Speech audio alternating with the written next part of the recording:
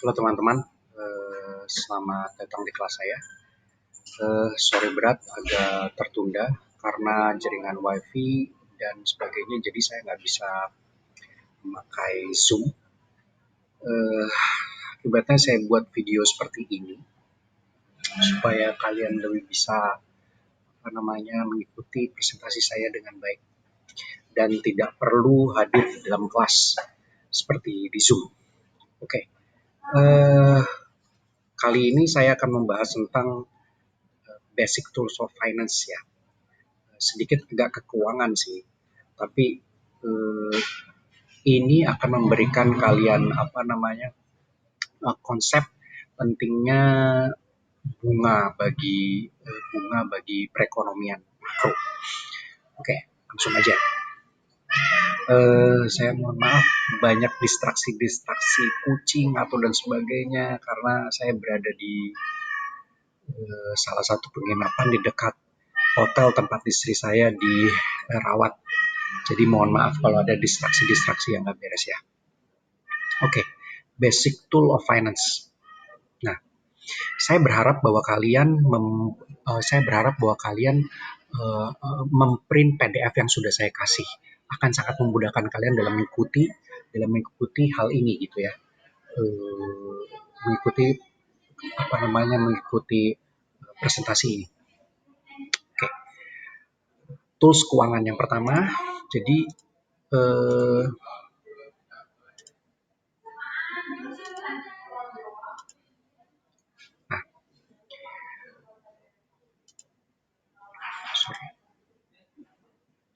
Jadi finance ini intinya adalah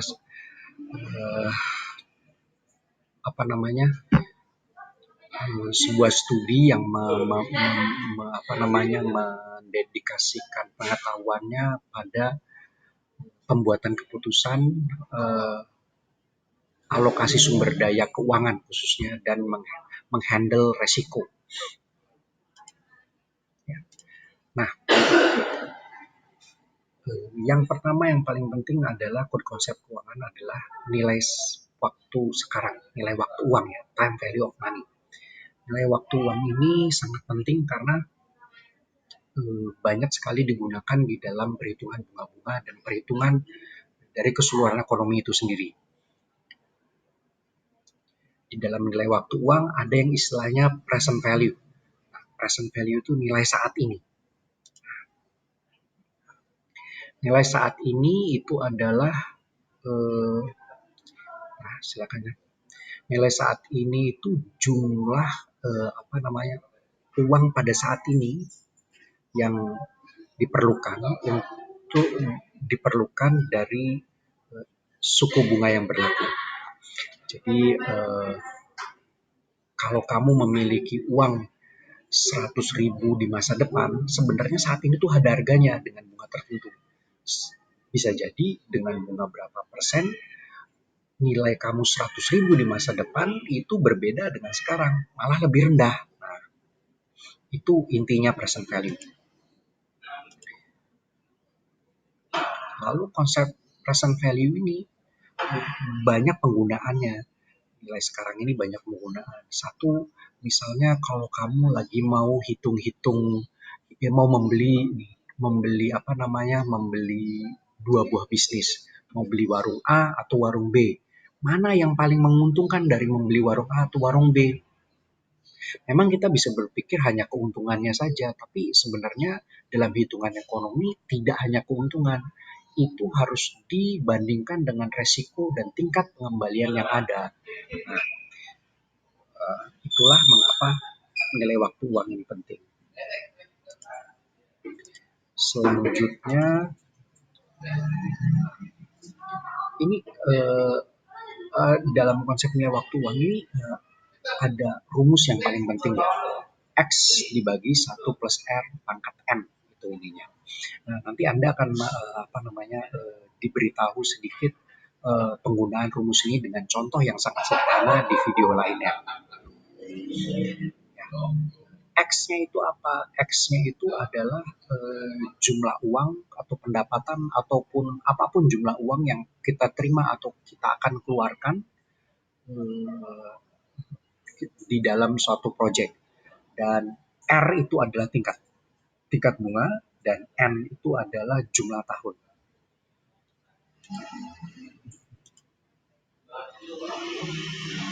Nah, selain present value, ada yang namanya future value.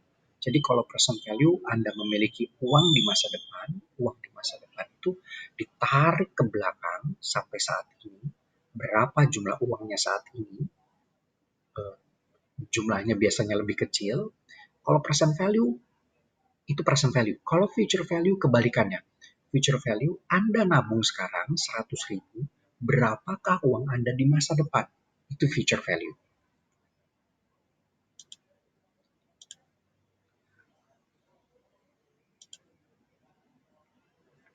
Di dalam ekonomi, ekonomi dan keuangan, hal resiko adalah yang sangat besar, sangat penting ya.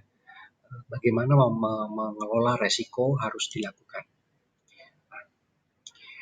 Jargon paling penting dari resiko adalah ini,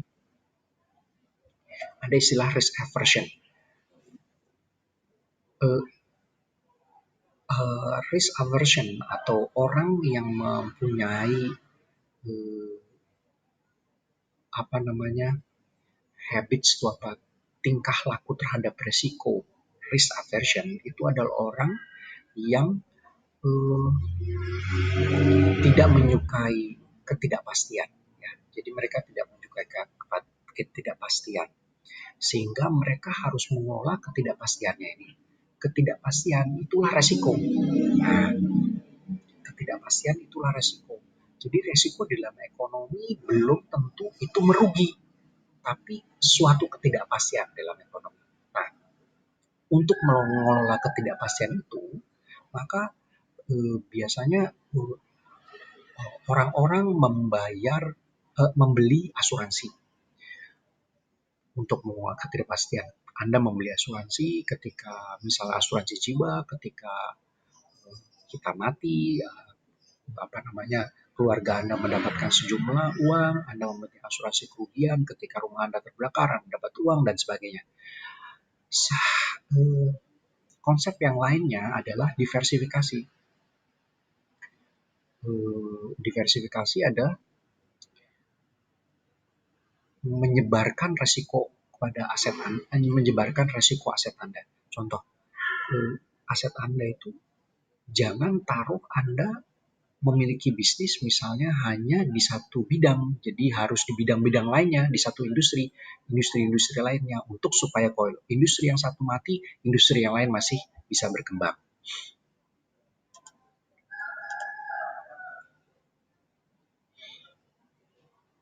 Ya, jadi asuransi yaitu bagaimana caranya memitigasi risiko dengan mengalihkan resikonya ke pihak lain.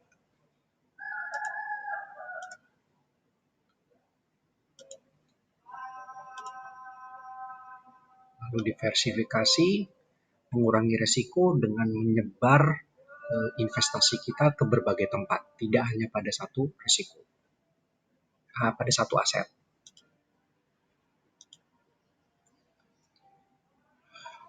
Nah, resiko selalu berbanding terbalik dengan tingkat pengembalian.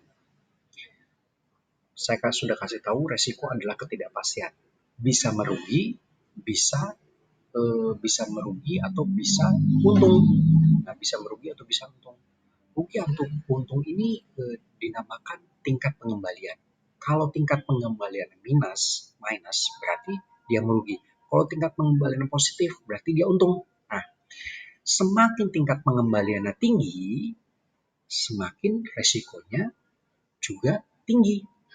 Ya, jadi semakin tinggi tingkat pengembalian, semakin resikonya tinggi. Semakin rendah tingkat pengembalian, semakin rendah juga resikonya. Nah, itu yang perlu dipahami. Seperti dalam hal ini ya, saham di grafik ini, misalnya saham tanpa investasi di saham, tingkat pengembaliannya adalah 3, resikonya 0. Begitu sahamnya dimasukkan 25% investasi di saham, resikonya 50% di saham, resikonya 10. 75% resiko 50% dan seterusnya naik.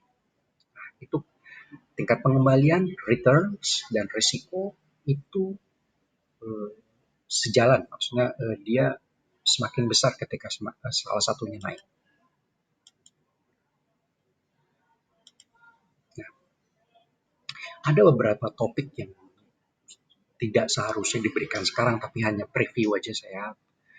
Nanti di masa-masa kuliah, masa-masa mendatang di pelajaran lainnya, bukan di pelajaran ini, Anda akan mendapatkan hal ini lebih banyak. Ini teori. Teori-teori di pasar modal cukup banyak ya. Salah satunya adalah melakukan analisis fundamental. Analisis fundamental itu kalau di saham itu bagaimana caranya supaya kita meneliti laporan keuangannya dari perusahaan, meneliti makroekonominya seperti apa, sehingga didapatkan suatu penilaian aset atau mana yang mau dibeli sahamnya dan sebagainya. Lalu ada sebuah teori yang namanya teori pasar efisien. Teori pasar efisien itu menganggap bahwa informasi yang beredar di pasar adalah sudah mencerminkan seluruh informasi yang ada di pasar. Harga yang ada di pasar sudah mencerminkan seluruh informasi yang berada di pasar. Kayak gitu intinya. Anda tidak perlu hafal dulu. Saya juga tidak akan bertanya terlalu banyak mengenai ini. Ada lagi random walk. Random walk itu suatu teori di mana pasar saham itu harga-harganya acak ya, acak. Random walk itu acak, tidak bisa ditebak. Jadi nggak mungkin menebak pasar saham dan mendapatkan keuntungan yang berlebih dari pasar, itu nggak mungkin kata dia. Kira-kira basic of finance seperti ini. Video sekitar 13 menit ini akan saya akhiri sampai di sini. Semoga, tolong baca PDF-nya ya. Di PDF-nya lebih jelas, dan presentasi ini adalah sebuah tulis coret-coret aja, di print PDF-nya, coret-coret aja di sana seperti apa yang saya katakan di sini. Semoga video ini bisa membantu.